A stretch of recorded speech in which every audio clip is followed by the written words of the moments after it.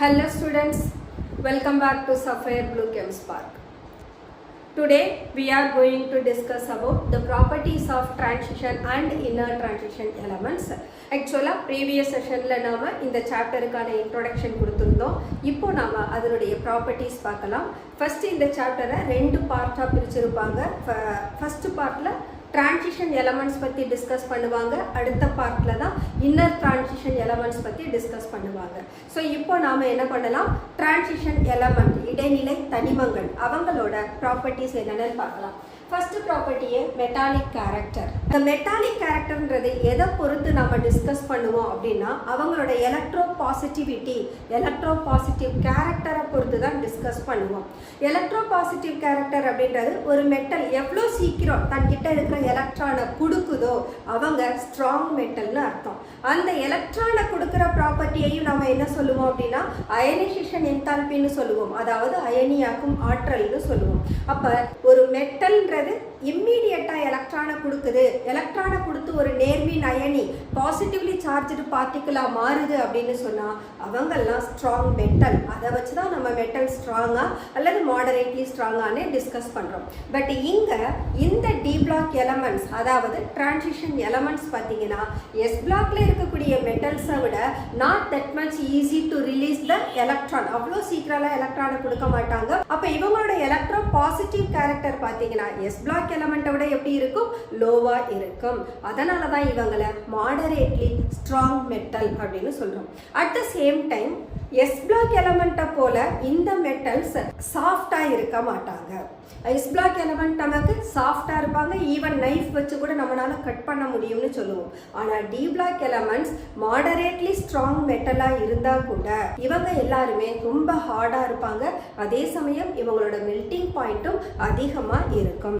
So இந்த metallic character மட்டும் இல்லாம டிரான்சிஷன் எலமெண்ட்டுக்கு ஹை எலக்ட்ரிக்கல் கண்டக்டிவிட்டி உண்டு. மின்சாரத்தை கடத்தும் திறன் இந்த மெட்டல்ஸுக்கு அதிகமாக உண்டு. அதுவும் ரூம் டெம்பரேச்சர்லேயே மின்சாரத்தை எளிதில் கடத்தும். அப்போ these are very good conductors of even ஹீட்னு சொல்லலாம், எலக்ட்ரிசிட்டின்னு சொல்லலாம். இந்த சில்வர் எலமெண்ட், சில்வர் மெட்டல், அதுதான் ரூம் டெம்பரேச்சர்லேயே அதிகமான எலக்ட்ரிக்கல் கண்டக்டிவிட்டியை வச்சிருக்கக்கூடிய ஒரு தனிமம். So here we have metallic கேரக்டர்ன்ற போது 1 and 2, இந்த 1 and 2 தான் நம்ம யாருன்னு சொல்றோம், எஸ் பிளாக் எலமெண்ட்னு சொல்றோம். ஸோ எஸ் பிளாக் எலமெண்ட் எல்லாருமே சாஃப்டா இருப்பாங்க, ஆனா இவங்க எப்படி இருக்காங்க, ஹார்டா இருக்காங்க. அட் த சேம் டைம் அவங்களுக்கு ஹை எலக்ட்ரிக்கல் கண்டக்டிவிட்டி, மின்சாரத்தை கடத்தும் தன்மையும் அதிகம், அதுவும் ரூம் டெம்பரேச்சர்ல. அதுல the best conductor of electricity யாரு அப்படின்னா சில்வர் தான், மின்சாரத்தை மிக எளிதில் கடத்தக்கூடிய ஒரு தனிமம். மெட்டாலிக் கேரக்டரையே நாம பார்க்கிற போது டவுன் த குரூப்ல போறப்போ தான் மெட்டாலிக் கேரக்டர் இன்க்ரீஸ் ஆகும். அலாங் த பீரியட் போனோம்னு சொன்னா நான் மெட்டாலிக் கேரக்டர் தான் இன்க்ரீஸ் ஆகும். இந்த நான் மெட்டாலிக் கேரக்டர் இன்க்ரீஸ் ஆகிறதுக்கு காரணம் என்ன, the tendency to lose the electron decreases, அதே சமயம் tendency to gain the electron increases. எலக்ட்ரானை கொடுக்கறத விட எலக்ட்ரானை வாங்குற டெண்டன்சி அதிகமாகுது. அதனால தான் நம்ம என்ன செய்வோம், லெஃப்ட் டு ரைட் பீரியட் ஒரு தொடரின் வழியா போற போது நான் மெட்டாலிக் கேரக்டர் இன்க்ரீஸ் ஆகுதுன்னு சொல்றோம். அப்ப இங்க இந்த தனிமங்களோட ப்ராப்பர்ட்டிஸையே நாம சீரீஸ் வழியா தான் டிஸ்கஸ் பண்ண போறோம், குரூப் வழியா டிஸ்கஸ் பண்ண மாட்டோம். அப்ப சீரீஸ் வழியா போற போது நம்ம 3D சீரீஸ் எடுத்துக்கலாம். 3D சீரீஸ் எலமெண்ட் யார்ல இருந்து ஸ்டார்ட் பண்ணுவாங்க, ஸ்காண்டியம்ல இருந்து ஜிங்க் வரைக்கும் இருப்பாங்க. அப்ப இந்த எலமெண்ட்டை ஓவராலா நம்ம கன்சிடர் பண்ணோம்னு சொன்னா இவங்க hard metal as well as they are good conductor of heat and electricity னு சொல்லலாம். ஓகே, the next point பார்த்தோம்னு சொன்னா மெல்டிங் பாயிண்ட். இந்த மெல்டிங் பாயிண்ட் டிஸ்கஸ் பண்ற போது these metals they possess very high melting point. So இவங்களோட இந்த very high melting பாயிண்ட்டுக்கு ரீசன் என்ன அப்படின்னா they possess too many number of unpaired electron. unpaired electron அப்படின்னா ஆர்பிட்டல்ல சிங்கிள் எலக்ட்ரான் பிரசன்ட் ஆகி இருந்தாங்கன்னா அது unpaired electron சொல்லுவோம். ஃபார் எக்ஸாம்பிள் இங்க melting point increases from left to right. So லெஃப்ட்ல இருந்து ரைட்டுக்கு போறப்போ மெல்டிங் பாயிண்ட் ஃபர்ஸ்ட் இன்க்ரீஸ் ஆகுது, அதுக்கப்புறமா then decreases due to decrease in number of unpaired electron. இப்போ நம்ம ஒரு டி ஆர்பிட்டல் எடுத்துக்கிட்டோம்னு சொன்னா டி ஆர்பிட்டல்ல 5 ஓரியன்டேஷன் இருக்குன்னு சொல்லியிருக்கோம். இந்த 5 ஓரியன்டேஷன் ஃபார் எக்ஸாம்பிள் நான் ஸ்காண்டியம்ல இருந்து ஜிங்க் வரை எடுத்துக்கிறேன். ஸ்காண்டியம் வந்து ஜிங்க் வர போனோம்னா 10 எலமெண்ட் இருக்கும். அந்த 10 எலமெண்ட்டுக்கும் எலக்ட்ரான் எப்படி ஆட் ஆகும் d ஆர்பிட்டல்ல? ஃபர்ஸ்ட் 4s ஆர்பிட்டல் கம்ப்ளீட் ஆயிடுச்சு. இப்போ ஃபர்ஸ்ட் எலக்ட்ரான் யாருக்குள்ள போக போகுது? d ஆர்பிட்டல் உள்ள என்டர் ஆகுது. அப்ப d ஆர்பிட்டல்ல இருந்து இப்படியே நீங்க என்டர் பண்ணிட்டே வந்தீங்கன்னா அப் டு மேங்கனீஸ் வரைக்கும் பார்த்தோம்னா இந்த number of unpaired electron increase ஆகிட்டே போகும். அடுத்து மேங்கனீஸ்க்கு அப்புறம் அயன் ஸ்டார்ட் பண்ணீங்கன்னா அயன்ல 26 வந்துடும். அப்ப இந்த ஃபர்ஸ்ட் எலக்ட்ரான் பேர் ஆகும். அடுத்தது கோபால்ட், அடுத்தது நிக்கல், அடுத்தது காப்பர், அடுத்தது ஜிங்க். அப்போ மேங்கனீஸ்க்கு அப்புறமா அயன்ல இருந்து ஜிங்க்குக்கு போறப்போ நம்பர் ஆஃப் அன்பேர்ட் எலக்ட்ரான் குறைஞ்சு எலக்ட்ரான்ஸ் பேர் ஆயிடுது. அப்ப மெல்டிங் பாயிண்ட் அதிகமா இருக்கிறதுக்கு ஒரே காரணம் என்ன அப்படின்னா, இனிஷியலா லெஃப்ட் டு ரைட் நாம மூவ் பண்ற போது அப் டு த மிடில் அந்த தொடரோட நடுப்பகுதி வரைக்கும் இருக்கக்கூடிய எலமெண்ட்டுக்கு அதிகமான மெல்டிங் பாயிண்ட் இருக்கு. அதுக்கு காரணம் அதனுடைய n-1 d ஆர்பிட்டல்ல அதிகமான ஒற்றை எலக்ட்ரான்களை அது வச்சிருக்கு. அன்பேர்டு எலக்ட்ரான், சிங்கிள் எலக்ட்ரானை வச்சிருக்கிறதுனால தான் அதோட மெல்டிங் பாயிண்ட் அதிகம். அதே சமயம் குரோமியம்க்கு அப்புறம் பார்த்தோம்னா மேங்கனீஸ். இந்த மேங்கனீஸ்க்கு சடனா மெல்டிங் பாயிண்ட் டிக்ரீஸ் ஆகிடும். அடுத்து பார்த்தீங்கன்னா மேங்கனீஸ்க்கு அப்புறம் மெல்டிங் பாயிண்ட் இன்க்ரீஸ் ஆக ஆரம்பிக்கும். மேங்கனீஸ்க்கு ஏன் மெல்டிங் பாயிண்ட் டிக்ரீஸ் ஆகுதுன்னா, அந்த மேங்கனீஸ் மெட்டல்ல இருக்கக்கூடிய இன்டர் அட்டாமிக் இன்டராக்ஷன், அந்த அணுக்களுக்கு இடையில இருக்கக்கூடிய இன்டராக்ஷன் ரொம்ப வீக்கா இருக்கிறதுனால மேங்கனீஸோட மெல்டிங் பாயிண்ட் அந்த சீரீஸ்ல லோவா இருக்கு. ஸோ இதை தான் சொல்லியிருக்காங்க. மேங்கனீஸ் தட் இஸ் 3D சீரீஸ்ல இருக்கிறவங்க, அதே போல 4D சீரீஸ்ல இருக்கிற டெக்னீஷியம், இந்த 2 எலமெண்ட்டுக்கு மெல்டிங் பாயிண்ட் லோ. ஏன்னு கேட்டா due to its weak interatomic interaction, அந்த அணுக்களுக்கு இடையில இருக்கக்கூடிய இன்டராக்ஷன் மிக குறைவா ரொம்ப வீக்கா இருக்கிறதுனால தான் அவங்களுக்கு மெல்டிங் பாயிண்ட் லோ அப்படின்னு சொல்றோம். அடுத்த பாயிண்ட் எடுத்தோம்னு சொன்னா variation of atomic and ionic radii. Already என்ன சொன்னோம், டி பிளாக் எலமெண்டோட ப்ராப்பர்ட்டியை நாம சீரீஸ்ல தான் டிஸ்கஸ் பண்ண போறோம்னு சொல்றோம். இப்ப சீரீஸ்ல சொல்ற போது லெஃப்ட் டு ரைட் ஒரு பீரியாடிக் டேபிள்ல நாம மூவ் பண்ணோம்னு சொன்னா அக்ராஸ் த பீரியட் ஒவ்வொரு எலக்ட்ரானா அதே ஆர்பிட்டல்ல போய் எலக்ட்ரான் ஆட் ஆகும். அப்போ ஒரு எலக்ட்ரான் ஆர்பிட்டல்ல ஆட் ஆகுற போது ஒரு புரோட்டான் அதோட நியூக்ளியஸ்ல ஆட் ஆகும். அப்போ எஃபெக்டிவ் நியூக்ளியர் சார்ஜ் என்ன ஆகும், நமக்கு அதிகமாகும். அப்போ உட்கரு கவர்ச்சி விசை அது அதிகமாகிற போது அது வேலன்ஸ் எலக்ட்ரான் மேல அது கொடுக்கக்கூடிய ஃபோர்ஸும் அதிகமா இருக்கும். அப்ப size of the atom decrease ஆகும். இதுதான் ஆக்சுவலா அட்டாமிக் ரேடியை அயானிக் ரேடியைக்கான கான்செப்ட். அதே கான்செப்ட் தான் யாருக்கும் கொடுக்க போறோம், நம்ம டிரான்சிஷன் எலமெண்ட்டுக்கும் கொடுக்க போறோம். இந்த transition எலமெண்ட்லயும் when we go from left to right, atomic radii decreases due to increase in nuclear charge. இங்க தான் சொன்னேனால ஒவ்வொரு எலக்ட்ரானா ஆட் பண்றோம். அப்ப எலக்ட்ரான் ஆர்பிட்டல்ல என்டர் ஆகுற போது அதுக்கு ஈக்குவலான ஒரு புரோட்டான் அதோட நியூக்ளியஸ்ல ஆட் ஆகும். அப்ப எலக்ட்ரான் சக்சஸிவா ஆட் பண்ண புரோட்டானோட கவுண்ட்டும் நமக்கு இன்க்ரீஸ் ஆகிட்டே போகும். அப்ப அந்த நியூக்ளியஸோட அட்ராக்டிவ் ஃபோர்ஸஸும் இன்க்ரீஸ் ஆகுது. அப்ப அந்த எலமெண்டோட நியூக்ளியர் சார்ஜ் இன்க்ரீஸ் ஆகிற போது அது எலக்ட்ரான் மேல கொடுக்கக்கூடிய ஃபோர்ஸஸ் ஆஃப் அட்ராக்ஷனும் அதிகமாகும். அதனால தான் அட்டாமிக் சைஸ் நமக்கு டிக்ரீஸ் ஆகுது. ஸோ இந்த 3D சீரீஸை பார்த்தீங்கன்னு சொன்னா அட்டாமிக் ரேடியை first of all decreases from scandium to vanadium. ஸ்காண்டியம்ல இருந்து வனேடியம் வரைக்கும் அட்டாமிக் ரேடியை டிக்ரீஸ் ஆகுது. அதுக்கப்புறமா பாத்தீங்கன்னா குரோமியம்ல இருந்து காப்பர் வரைக்கும் போற போது அட்டாமிக் ரேடியஸ் ஆல்மோஸ்ட் சேமா இருக்கு. இதுக்கு என்ன காரணம்? குரோமியம்னு சொல்ற போது இங்க ஆர்பிட்டல் 3D4 இருக்கும். காப்பர் போனீங்கன்னா அது 3D9 இருக்கும். அப்ப 3D4, 3D5, 3D6, 3D7, 3D8, 3D9 அப்ப எலக்ட்ரான் ஒவ்வொன்றும் சக்சஸிவா d ஆர்பிட்டல்ல இன்க்ரீஸ் ஆகிட்டே போறாங்களா? அப்படி இன்க்ரீஸ் ஆற போது இந்த 3D ஆர்பிட்டலுக்கு அடுத்து யார் இருப்பாங்க, நமக்கு 4s ஆர்பிட்டல் இருக்கு. அந்த 4s ஆர்பிட்டல்ல ஆல்ரெடி 2 எலக்ட்ரான் ஃபில் ஆகியும் இருக்கு. அப்ப இந்த d ஆர்பிட்டலோட எலக்ட்ரானுக்கும் 4s ஆர்பிட்டல்ல இருக்கிற எலக்ட்ரானுக்கும் ரிப்பல்சிவ் ஃபோர்ஸஸ் அதிகமாகும். ஒருத்தர் விலக்கக்கூடிய தன்மை அதிகமாகும். அப்படி விலக்குற தன்மை வர்றதுனால இந்த d ஆர்பிட்டல்னால எஃபெக்டிவா என்ன பண்ண முடியாதுன்னா நியூக்ளியர் ஃபோர்ஸஸ் ஆஃப் அட்ராக்ஷனை மறைக்க முடியாது, ஷீல்டு பண்ண முடியாது. அப்ப இங்க என்ன நடக்குது, எஃபெக்டிவ் நியூக்ளியர் சார்ஜ் இன்க்ரீஸ் ஆகுது, அதே சமயம் n-1 d ஆர்பிட்டலோட ஷீல்டிங் எஃபெக்ட் டிக்ரீஸ் ஆகுது. அப்போ நிகர உட்கரு கவர்ச்சி விசை அதிகமாகுது, அதே சமயம் அந்த எலக்ட்ரானோட திரை விலக்கும் பண்பு என்னாகுது, குறையுது. இது ரெண்டும் ஒண்ணுக்கு ஒண்ணு ஆப்போசிட்டா இருக்கிறதுனாலதான் குரோமியம்ல இருந்து காப்பர் வரைக்கும் போறப்போ அங்க அட்டாமிக் ரேடியை நமக்கு ஆல்மோஸ்ட் சேமா இருக்கு. சோ இங்க கொடுத்திருக்காங்க பாருங்க, the added 3d electron partially shield the nuclear charge. நீங்க d ஆர்பிட்டல்ல கொடுக்கக்கூடிய எலக்ட்ரான் நியூக்ளியர் சார்ஜ பகுதி அளவே மறைக்குது, and hence effective nuclear charge increases. effective nuclear charge என்ன ஆகுது, அதிகமாகுது. அதே சமயம் and there is a repulsion between added 3d electron and the 4s electron. நாம 3d ஆர்பிட்டல் ஆட் பண்ற எலக்ட்ரானுக்கும் 4s ஆர்பிட்டல்ல இருக்கிற எலக்ட்ரானுக்கும் ரிப்பல்ஷன் அதிகமாகிறதுனாலயும் குரோமியம்ல இருந்து காப்பர் வரைக்கும் இருக்கக்கூடிய அட்டாமிக் ரேடியை நமக்கு ஆல்மோஸ்ட் சேமா இருக்கு. இந்த டூ ஃபோர்சஸ் யாரு, எஃபெக்டிவ் நியூக்ளியர் சார்ஜும் ஷீல்டிங் எஃபெக்டும் ஒருத்தருக்கு ஒருத்தர் ஆப்போசிட் டைரக்ஷன்ல ஆக்ட் பண்றாங்க. அதனால they tend to cancel each other. Effective nuclear charge increase ஆகுறத ஷீல்டிங் எஃபெக்ட் குறைகிறது என்ன பண்ணும், ஒருத்தர் கேன்சல் பண்ணும். தட்ஸ் வை அங்க கான்ஸ்டன்சி இன் அட்டாமிக் ரேடியை ஆஃப் குரோமியம் டு காப்பர், குரோமியம்ல இருந்து காப்பர் வரைக்கும் அணு ஆரம் ஒரே மாதிரியா இருக்கு. சோ இந்த ட்ரெண்ட் பத்தி டிஸ்கஸ் பண்ற போது at the end of the 3D series zinc atomic radii increases னு சொல்றோம். ஏன்னா zinc ஓட increase of repulsive interaction effective nuclear சார்ஜை விட அதிகமா இருக்கு. அதனாலதான் ஜிங்க்கு அட்டாமிக் ரேடியை இன்க்ரீஸ் ஆகுது. அதே சமயம் நம்ம அட்டாமிக் ரேடியை டவுன் த குரூப்ல பார்த்தோம்னு சொன்னா டவுன் த குரூப்ல வரப்ப அட்டாமிக் ரேடியை இன்க்ரீசஸ். அதுக்கு காரணம் சைஸ் ஆஃப் ஆட்டம் இன்க்ரீஸ் ஆகும். அப்ப distance between the nucleus and the valence shell அவங்க இன்க்ரீஸ் ஆவாங்க. அதனால நமக்கு டவுன் த குரூப் வரப்போ அட்டாமிக் ரேடியை இன்க்ரீஸ் ஆகுது.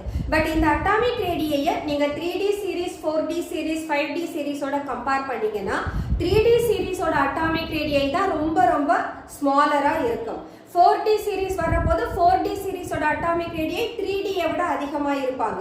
அதே நீங்க 4D யோட அட்டாமிக் ரேடியை 5D சீரிஸோட கம்பேர் பண்ணீங்கன்னா அங்க அட்டாமிக் ரேடியை ஆல்மோஸ்ட் சேமா இருக்கும். அதுக்கு காரணம் என்ன, 5D சீரிஸ் வர்ற போது 4f ஆர்பிட்டல்ல 14 எலக்ட்ரானும் கம்ப்ளீட்டா ஃபில் ஆகி இருக்கும். அந்த 4f ஆர்பிட்டலுக்கு புவர் ஷீல்டிங் எஃபெக்ட், d ஆர்பிட்டலை விட ரொம்ப வீக்கான ஷீல்டிங் எஃபெக்ட் தான் அதுக்கு உண்டு. அப்ப ஷீல்டிங் எஃபெக்ட் குறைஞ்சதுன்னா நியூக்ளியர் சார்ஜ் நமக்கு என்ன ஆகும், எஃபெக்டிவ் நியூக்ளியர் சார்ஜ் இன்க்ரீஸ் ஆகும். அப்ப சைஸ் ஆஃப் ஆட்டம் நமக்கு டிக்ரீஸ் ஆகும். அந்த எஃபெக்டை என்ன சொல்லுவாங்கன்னா லாந்தனாய்ட் கான்ட்ராக்ஷன் சொல்லுவாங்க.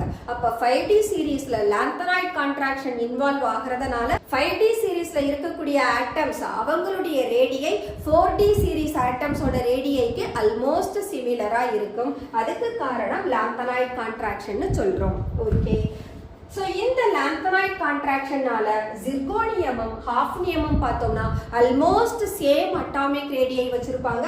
ஒருத்தருக்கு 158 பிகோமீட்டர் இருக்கும், இன்னொருத்தருக்கு 159 பிகோமீட்டர் இருக்கும். That's all atomic ரேடியை and ionic ரேடியை. The next one, ionization enthalpy. Ionization enthalpy na என்ன, ஒரு நியூட்ரல் ஆட்டம்ல இருந்து அது கேஷியஸ் ஸ்டேட்ல இருக்கணும். அவங்க கிட்ட இருந்து ஒரு எலக்ட்ரானை நீங்க ரிமூவ் பண்றதுக்கு என்ன எனர்ஜியை கொடுக்குறீங்களோ அதை தான் நாம அயனைசேஷன் எனர்ஜின்னு சொல்றோம். இந்த அயனைசேஷன் என்தால்பி ஆக்சுவலா மெட்டாலிக் டிரான்சிஷன் எலமெண்ட்டுக்கு அதனுடைய அயனைசேஷன் என்தால்பி எஸ் பிளாக்குக்கும் பி பிளாக்குக்கும் இன்பிட்வீனா இருக்கும். அப்ப எஸ் பிளாக்கோட அயனைசேஷன் என்தால்பி ரொம்ப ரொம்ப லோவா இருக்கும். பி பிளாக்குக்கு தான் அயனைசேஷன் என்தால்பி அதிகமா இருக்கும். ஆனா டி பிளாக்குக்கு இவங்க ரெண்டு பேரோட வேல்யூக்கும் இன்பிட்வீன் இடைப்பட்டதா இருக்கும்னு சொல்றோம். அட் த சேம் டைம் இந்த டி பிளாக் எலமெண்டோட அயனைசேஷன் என்தால்பியை நாம கம்பேர் பண்ணோம்னா அவங்க ரெகுலர் ட்ரெண்ட்ல இருக்க மாட்டாங்க. ரெகுலர் ட்ரெண்ட்னா என்ன, ஒன்னு ஒரே மாதிரி இன்க்ரீஸ் ஆகணும் அல்லது டிக்ரீஸ் ஆகணும். ஆனா இங்க எப்படி இருக்கும், இன்க்ரீஸ் ஆகி டிக்ரீஸ் ஆகி வேரியேஷன் இருக்கும். இந்த ரெகுலர் ட்ரெண்ட் அதுகிட்ட இல்லாம போறதுக்கு ஒரே காரணம் என்னன்னா அந்த n-1 d ஆர்பிட்டலோட shielding effect is very poor. அப்போ புவர் ஷீல்டிங் எஃபெக்ட் அப்படின்றப்போ எஃபெக்டிவ் நியூக்ளியர் சார்ஜ் நமக்கு அதிகமாயிடும். அந்த ரீசன்னால தான் அயனைசேஷன் என்தால்பி டிரான்சிஷன் மெட்டலுக்கு ரெகுலர் ட்ரெண்டை கொடுக்காது. ஓகே, ஸோ இந்த மெட்டல்ஸை பொறுத்த வரைக்கும் ஆக்சுவலாக இவங்களுக்கு நாம அப் டு 3 அயனைசேஷன் என்தால்பி வரைக்கும் கால்குலேட் பண்ணலாம். அப்படி கால்குலேட் பண்ற போது ஒரு நியூட்ரல் ஆட்டம்ல இருந்து எலக்ட்ரானை ரிமூவ் பண்றதுக்கு நீங்க கொடுக்குற எனர்ஜி ஃபர்ஸ்ட் அயனைசேஷன் என்தால்பி. இப்போ இந்த நியூட்ரல் ஆட்டம் நமக்கு என்னவா மாறிடுச்சு, ஒரு பாசிட்டிவ் சார்ஜ் உள்ள அயானா மாறிடுச்சு.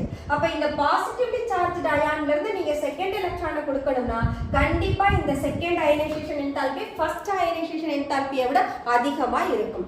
அடுத்து இந்த டைபாசிட்டிவ் அயான்ல இருந்து நீங்க ஒரு தேர்ட் எலக்ட்ரானை ரிமூவ் பண்ணீங்கன்னா அப்போ இன்னும் எனர்ஜி நமக்கு என்ன ஆயிடும், அதிகமாயிடும். அப்ப தேர்ட் அயனைசேஷன் என்தால்பி செகண்டை விட கிரேட்டரா இருக்கும், செகண்ட் அயனைசேஷன் என்தால்பி ஃபர்ஸ்டை விட கிரேட்டரா இருக்கும். இது அயனைசேஷன் என்தால்பி. இந்த அயனைசேஷன் என்தால்பி ஆக்சுவலா ஒரு காம்பவுண்டோட ஸ்டெபிலிட்டியை பத்தி சொல்றதுக்கு ஹெல்ப் பண்ணும். இதுக்கு ஒரு எக்ஸாம்பிள் எடுத்துக்கிறோம், நிக்கலையும் பிளாட்டினமும் எடுத்துக்கிறோம். So ionization enthalpy is useful to predict the thermodynamic stability of their compound. thermodynamic stability அப்படின்னு சொன்னா ஒரு காம்பவுண்ட் ஃபார்ம் ஆகுற போது ஒன்னு எனர்ஜி ரிலீஸ் ஆகலாம் அல்லது எனர்ஜி அப்சார்ப் ஆகலாம். யூசுவலா ஒரு காம்பவுண்ட் ஸ்டேபிளா இருக்கணும்னு சொன்னா அங்க எனர்ஜி ரிலீஸ் ஆகணும். அப்படி ஒரு காம்பவுண்ட் ஃபார்ம் ஆகுற போது அந்த மெட்டல் என்ன ஆகும், அதனுடைய பர்டிகுலர் அயனைசேஷன் என்தால்பியை கொடுக்கணும். ஃபார் எக்ஸாம்பிள் இப்ப நாம நிக்கல் 2+ சால்ட்டை பிளாட்டினம் 2+ சால்ட்டோட கம்பேர் பண்ண போறோம்.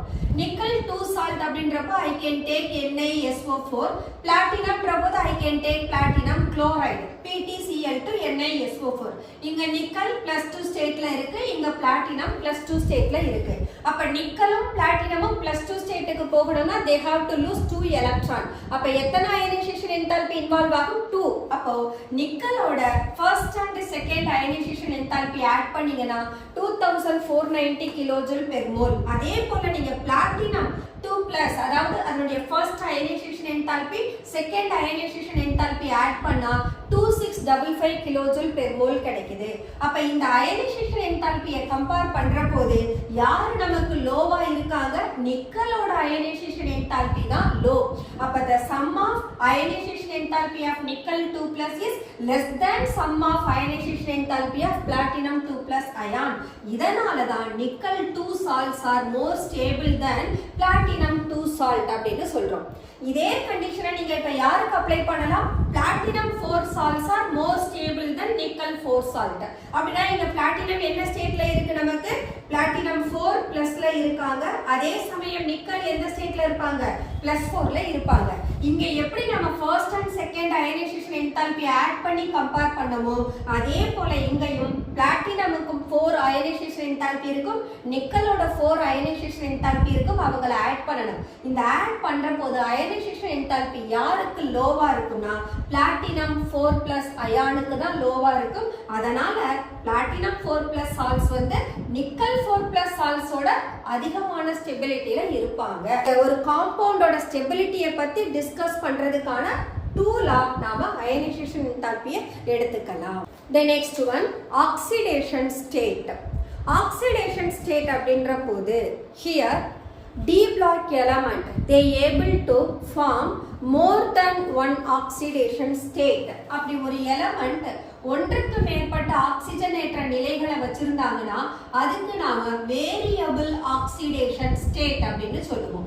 இதுல இந்த 3D சீரிஸ் பாத்தீங்கன்னு சொன்னா உங்களுக்கு மிடில் வரைக்கும் போற போது மாங்கனீஸ் இருக்கா, மாங்கனீஸ் ஹையஸ்டா +7 ஆக்சிடேஷன் ஸ்டேட்டை கொடுக்கும், குரோமியம் +6 ஸ்டேட்டை கொடுக்கும், வனேடியம் +5 கொடுக்கும், டைட்டானியம் +4, ஸ்காண்டியம் +3 வரைக்கும் வரும். So scandium +3, manganese +7. இப்ப manganese அப்புறமா நாம iron, cobalt, nickel, copper, zinc எடுத்துட்டு போனோம்னா இந்த ஜிங்க் உங்களுக்கு ஒரே ஒரு ஆக்சிடேஷன் ஸ்டேட் +2 மட்டும் தான் கொடுக்கும். காப்பர் +1ம் +2ம் தரும், நிக்கல் +2 தரும், +3 +4லாம் அன்ஸ்டேபிளா இருப்பாங்க. கோபால்ட் +3ம் +2ம் கொடுக்கும், அயன் +2 +3 கொடுக்கும். அப்ப லெஃப்ட்ல இருந்து ரைட் போற போது நம்மளோட ஆக்சிடேஷன் நம்பர் இன்க்ரீஸ் ஆகிட்டே போகுது. அதாவது ஹையஸ்ட் ஆக்சிடேஷன் நம்பர் அந்த எலிமெண்டோட குரூப் நம்பருக்கு ஈக்குவலா இருக்கும். இதுதான் அவங்களோட குரூப் நம்பர். ஸ்காண்டியம் 3rd குரூப்ல இருப்பாங்க, மேங்கனீஸ் 7th குரூப்ல இருக்கு. அப்ப மேங்கனீஸ் 7th குரூப்ல இருக்கிற போது இந்த மேங்கனீஸ்னால ஹையஸ்ட் ஆக்சிடேஷன் ஸ்டேட் என்ன தரலாம்? +7 வரைக்கும் தரலாம். இவங்களோட லோயஸ்ட் ஆக்சிடேஷன் ஸ்டேட் பாத்தீங்கன்னா மேங்கனீஸ்க்கு +2, குரோமியம்க்கு +3, வனேடியம் +2 +3 +4, டைட்டானியம் +2, ஸ்காண்டியம் +3 மட்டும்தான் கொடுக்கும், ஜிங்க் +2 மட்டும்தான் கொடுக்கும். அப்ப 3D சீரீஸ்ல ஒரே ஒரு ஆக்சிடேஷன் ஸ்டேட்டை மட்டும் தரக்கூடிய தனிமம் யாருன்னா ஸ்காண்டியமும் ஜிங்கும் தான். அவங்களுக்கு வேரியபிள் ஆக்சிடேஷன் ஸ்டேட் கிடையாது. எதனால அவங்களுக்கு வேரியபிள் ஆக்சிடேஷன் ஸ்டேட் இல்ல அப்படின்னா ஜிங்க்ல d ஆர்பிட்டல் கம்ப்ளீட்டா ஃபில் ஆகி 10 எலக்ட்ரானை வச்சிருப்பாங்க. அப்ப இந்த கம்ப்ளீட்லி ஃபில்டு d ஆர்பிட்டல் எலக்ட்ரானை நம்மளால ரிமூவ் பண்ண முடியாது. அப்ப ஜிங்க் அதோட 4s2 எலக்ட்ரான் இருக்கு பாத்தீங்களா, அதை மட்டும் லூஸ் பண்ணி ஜிங்க் 2+ மாறும். அதே மாதிரி ஸ்காண்டியம் வந்தீங்கன்னா ஸ்காண்டியமோட அட்டாமிக் வேலன்ஸ் ஷெல்ல 3d1 4s2 இருக்கும். அப்ப இந்த 3 எலக்ட்ரானையும் இத லூஸ் பண்ணதுனா என்ன ஆயிடும்? 3d0 4s0 னு மாறிடும். அப்ப ஸ்காண்டியம்னாலயும் வேரியபிள் ஆக்சிடேஷன் ஸ்டேட்டை தர முடியாது. பட் டைட்டானியம்ல இருந்து காப்பர் வரைக்கும் அவங்க என்ன பண்ணலாம்? n-1 d orbital and ns orbital இவங்க ரெண்டு பேரையும் ஆக்சிடேஷன் ஸ்டேட்டுக்கு யூஸ் பண்றதுனால டைட்டானியம்ல இருந்து காப்பர் வரைக்கும் நமக்கு வேரியபிள் ஆக்சிடேஷன் ஸ்டேட் கிடைக்குது. அதுவும் அந்த variable oxidation state up to manganese வரைக்கும் தான் ஹையஸ்ட் நம்பரை கொடுக்கும். அயன்ல இருந்து காப்பர் போற போது ஒன்ஸ் அகைன் ஆக்சிடேஷன் நம்பர் என்ன ஆயிடுது? நமக்கு டிக்ரீஸ் ஆகுது. இதுக்கு காரணம் என்ன? d ஆர்பிட்டல் இங்க d6ல இருந்து எங்க போவாங்க? d9 வரைக்கும் போவாங்க. அப்ப இங்க நம்பர் ஆஃப் அன்பேர்ட் எலக்ட்ரான் குறையிறதுனால அயன்ல இருந்து காப்பர் வரைக்கும் நமக்கு கிடைக்கக்கூடிய ஆக்சிடேஷன் ஸ்டேட்டும் லோவா இருக்கும். அதே டைட்டானியம்ல இருந்து மேங்கனீஸ் வரைக்கும் போனீங்கன்னா n-1 d ஆர்பிட்டல், அதாவது இது நம்ம 3D சீரிஸ்க்கு பார்க்கிறோம். அப்ப 3D ஆர்பிட்டல் 1ல இருந்து 5 எலக்ட்ரான், 4s ஆர்பிட்டல் 2 எலக்ட்ரான், டோட்டலா ஆட் பண்ணி பாருங்க 5 + 2 7 எலக்ட்ரான். அந்த 7 எலக்ட்ரானையும் லூஸ் பண்ணக்கூடிய டெண்டன்சி யாருக்கு வந்துரும்? மேங்கனீஸ்க்கு. அப்போ டைட்டானியம் டு மேங்கனீஸ் வரப்போது they are making use of both 3D orbital and 4s orbital to form the variable oxidation state. அதனால up to middle வரைக்கும் நமக்கு ஹையஸ்ட் ஆக்சிடேஷன் ஸ்டேட் கிடைக்கும். அதுக்கப்புறம் போனீங்கன்னா ஆக்சிடேஷன் ஸ்டேட் டிக்ரீஸ் ஆயிடும். அதுக்கு காரணம் d ஆர்பிட்டல்ல இருக்கக்கூடிய number of unpaired electron decrease ஆகிறது. சோ அயன்ல இருந்து காப்பர் போற போது d ஆர்பிட்டல்ல இருக்கக்கூடிய அன்பேர்ட் எலக்ட்ரான் குறையுது. அதனால இவங்க எக்ஸிபிட் பண்ணக்கூடிய ஆக்சிடேஷன் ஸ்டேட்டும் நமக்கு டிக்ரீஸ் ஆகுது. அதே இந்த d பிளாக்ல ஆஸ்மியம், ருத்தீனியம் இவங்கெல்லாம் பாத்தீங்கன்னா அவங்களோட ஹையஸ்ட் ஆக்சிடேஷன் ஸ்டேட் +8 வரைக்கும் கொடுப்பாங்க. அடுத்து இந்த டி பிளாக் எலிமெண்டோட ஆக்சிடேஷன் ஸ்டேட் டிஃபரன்ஸ் பாத்தீங்கன்னா 1 தான் இருக்கும். +3 +2 +1 +2 இந்த மாதிரி. அப்ப ஒரு யூனிட் அளவு தான் டி ஆர்பிட்டலோட ஆக்சிடேஷன் நம்பர் வேரி ஆகும்.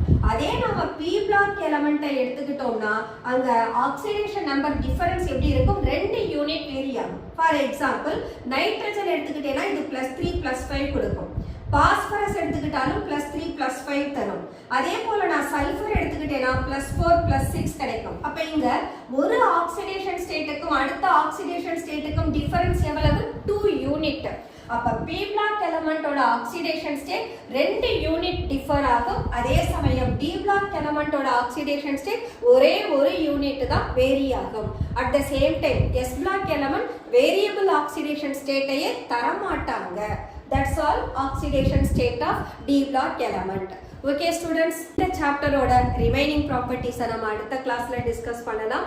இன்னைக்கு நாம metallic character, melting point, atomic ionic ரேடியை, அயனைசேஷன் என்தால்பி, ஆக்சிடேஷன் ஸ்டேட் இது மட்டும் தான் டிஸ்கஸ் பண்ணியிருக்கோம். ரிமைனிங் ப்ராப்பர்ட்டி நெக்ஸ்ட் செஷன்ல பார்க்கலாம்.